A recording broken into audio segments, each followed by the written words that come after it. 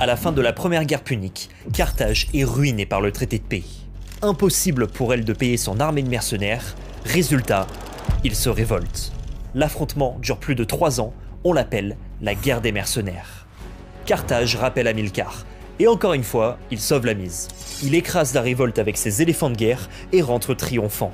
Seul problème, Rome en profite pour s'emparer de la Corse et de la Sardaigne. Les Carthaginois sont furieux, ils souhaitent tenir tête à Rome, mais il leur manque de l'argent. Alors, pour renflouer les caisses, ils lancent la conquête de l'Espagne. Et devinez qui s'en charge? Hamilcar, évidemment. En 8 ans, Hamilcar soumet la moitié de l'Espagne face au peuple ibérique. Il pratique ensuite le commerce de métaux pour rembourser la dette de Carthage. La cité se redresse en quelques années. Et c'est à ce moment-là que son fils Hannibal entre en scène.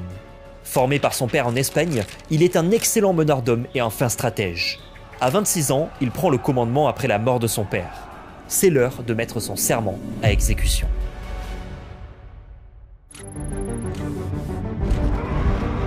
Son plan est simple, surprendre Rome en l'attaquant sur ses terres. Mais Rome contrôle les mers, impossible de débarquer en Italie par bateau. Alors, il imagine un plan hyper ambitieux. Traverser l'Espagne, la Gaule puis les Alpes avec son armée et ses éléphants de guerre. Du jamais vu pour l'époque. S'il réussit, l'effet de surprise sera total. Hannibal tente le pari. En moins 219, il attaque la ville de Sagonte, une alliée de Rome. La deuxième guerre punique est déclenchée. Hannibal laisse ses frères en Espagne et traverse l'Èbre avec ses troupes. Son armée, 90 000 fantassins, 12 000 cavaliers, 37 éléphants. En moins de 6 mois, il atteint le Rhône. Il utilise alors des radeaux recouverts de terre pour rassurer les éléphants et les faire passer de l'autre côté. Puis il s'attaque aux Alpes à l'automne. La traversée est terrible. Son armée affronte le froid, la faim, les glissements de terrain et les attaques des tribus ennemies. Ils parcourent 200 km en 2 semaines et doivent creuser dans la roche pour faire passer les éléphants. Le trajet a été meurtrier. À son arrivée, 20 000 fantassins, 6 000 cavaliers, 21 éléphants. L'armée a perdu plus de la moitié de ses troupes. Mais Hannibal a réussi l'impossible. Rome est sidérée, l'ennemi est chez elle. La guerre peut réellement débuter.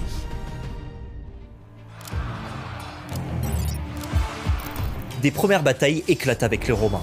Malgré son infériorité, Hannibal enchaîne les victoires grâce à son génie tactique, ce qui va motiver plusieurs tribus d'Italie à rejoindre son armée.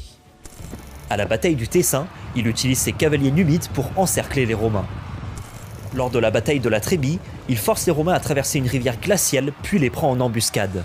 Total, 20 000 soldats morts pour Rome, 5 000 pour Carthage.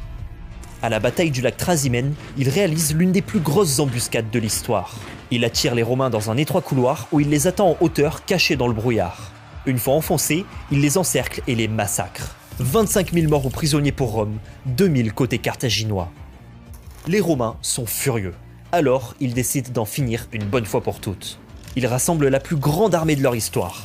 80 000 légionnaires, 5 000 cavaliers menés par 2 consuls. Ah, vraiment, ils font un full-in. Cette fois, pas d'embuscade. Rome choisit un lieu ouvert, idéal pour une bataille frontale.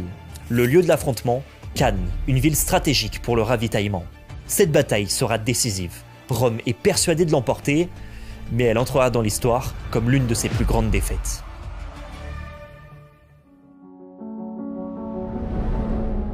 Les Romains déploient leurs légions selon la tradition. 3 lignes, des plus jeunes aux vétérans, avec la cavalerie pour protéger les flancs. Hannibal fait tout l'inverse. Il aligne ses troupes en arc de cercle et positionne ses vétérans sur les ailes. Le but, simuler un point faible au milieu. La bataille commence. Les cavaliers carthaginois écrasent la cavalerie romaine à gauche, puis vont aider celle à droite. Pendant ce temps, les légionnaires romains s'enfoncent dans le centre. Tout se déroule comme prévu. Hannibal avait donné l'ordre de céder du terrain face aux Romains. C'est là que le piège se referme.